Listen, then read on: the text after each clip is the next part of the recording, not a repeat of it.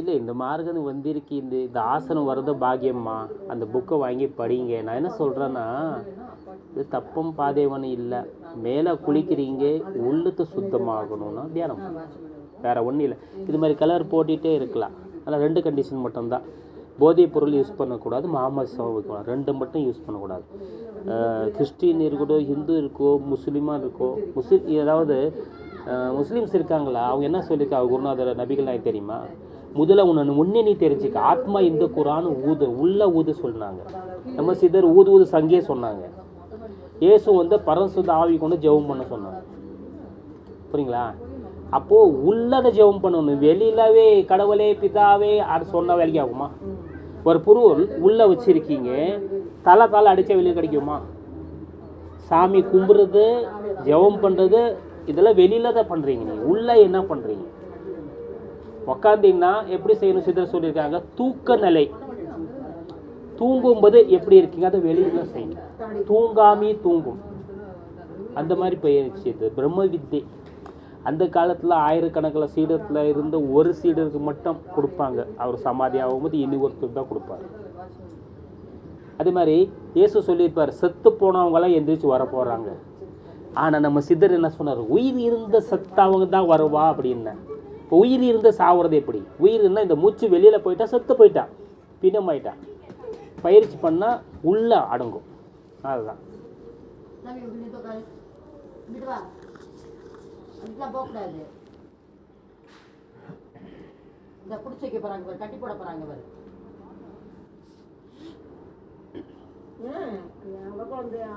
அதாவது இந்த வயசுல தெரிஞ்சுக்கலாம்னா பிரயோஜனம் இல்லை. சாமி நிறைய இதெல்லாம் பண்ணியிருக்காங்க. அவர் கூடயே இவர் கூடயே இவர் வீட்டுக்கு வந்த ஐயன்லாம் இருக்காருங்க நம்ம வீட்டுக்கிட்ட. அவர்கிட்ட கேளுங்க எதுக்குமே பண்ணுறீங்க. அதே மாதிரி அங்கே ஒரு சமாதி சாமி வந்து யார் ஒரு சமாதி ஓப்பன் பண்ணாத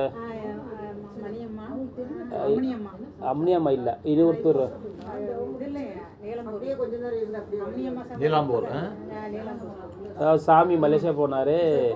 போன வாட்டி அவர் ஒரு பேர், நல்ல பேர், கணேஷ் இல்லை, நல்ல பேர். உங்கள் வீடுகார் கேட்ட தெரியும், நானும் மறந்துட்டேன். அப்படியா? நம்ம கோயம்புத்தூரில் சாமி வந்து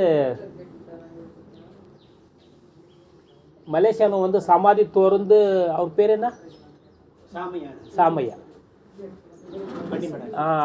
எப்போவுமே இப்போ கீழே இருக்க நோண்டோம்னா கலெக்டர் பர்மிஷன் வாங்கணும்.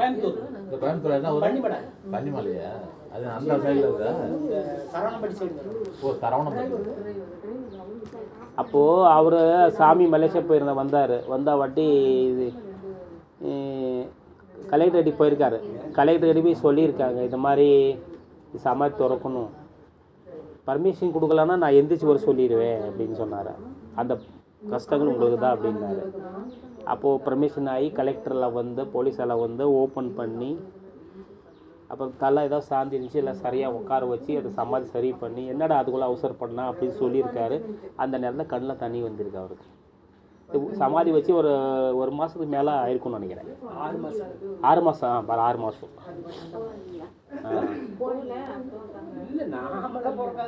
இப்போ நடந்ததா? இல்லை, இப்போ நடந்தது. அதாவது இது நடந்தது 40 வருஷத்துக்கு முன்னாடி, திருச்சியில் 5 வருஷத்துக்கு முன்னாடி. உங்கள் சொந்தக்காரர் தான்.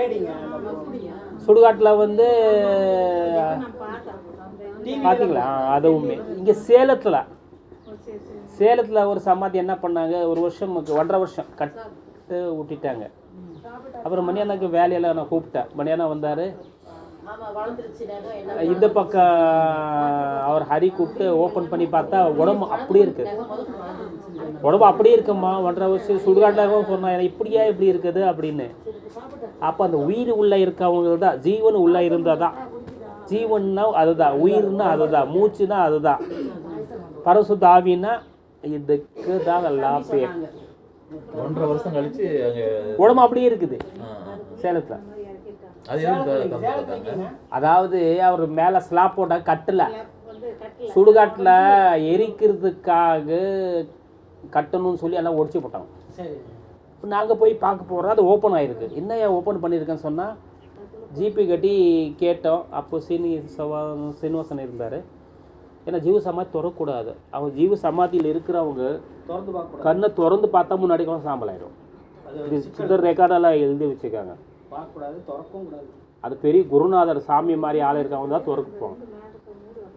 அதுதான் மேலே இருக்கிற வரைக்கும் தான் நம்ம கண்ட்ரோல், கீழே போயாச்சுன்னா அவர் கண்ட்ரோல். ஆமாம், சாமியார் தான் சொல்லியிருக்காரு. நமஸ்காரால் கொடுக்குறது இல்லையா? அவரை சொல்லுங்க. சாமி நான் நிலத்தில் மீன் பிடிக்கிறேன்னு சொல்லியிருக்காரு. சமாதிக்கு போனான்னா அப்போ தான் எழுப்புவார். அதுதான் ஜீசஸ் சொல்லுவார், செத்த போனவங்க எந்திரிச்சு வருவான்னு சொல்லியிருக்காங்க. உயிர் இருந்த சத்தவங்க தான் வருவாங்க. இந்த மூச்சு வித்தியை தெரியாதுன்னா செய்ய முடியாது. அந்த மூக்கள் வாயில் சுவாசம் பண்ணுறவங்க நம்பாதுன்னு சொன்னாங்க. நீங்கள் என்ன எதில் சுவாசம் பண்ணுறீங்க? இல்லை மூக்கு வாயில் தானே போகுது. தியானம் பண்ணிங்கன்னா உள்ளே ஓடும், உங்களுக்கு வெளியில் ஓடாது. அதுதான் உண்மையான பிரச்சனை. இங்கே வந்து கிறிஸ்டின் பெரிய ஸ்கூலு சர்ச் வச்சுருக்கு. அந்த அம்மா வந்து இங்கே உபதேசம் வாங்கிட்டு போனான். கோவை கணேசன் வந்தார், அவர் தான் உபதேசம் கொடுத்தாரு. கோவை கணேசன் தான் உபதேசம் கொடுத்தாரு. இல்லை அடிக்கடி போவாங்க வீட்டுக்கெல்லாம், நிறைய தடவை வீட்டுக்கு போயிட்டு அவ்வளோதான். ஜெபம் பண்ணால் வேற யாரும் அப்பா அனுப்பிச்சிருவார்.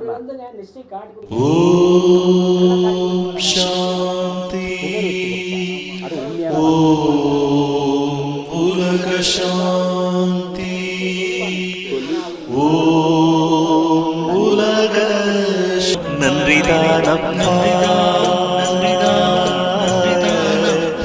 அப்பா ஜெபமே அப்பா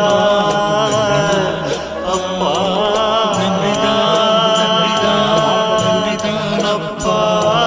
ஜெபமே நன்றிதான் அப்பா. ஆன்மீக உள்தத்துவம் வெளியில் வச்சுட்டாங்கம்மா, வேற ஒன்றும் இல்லை.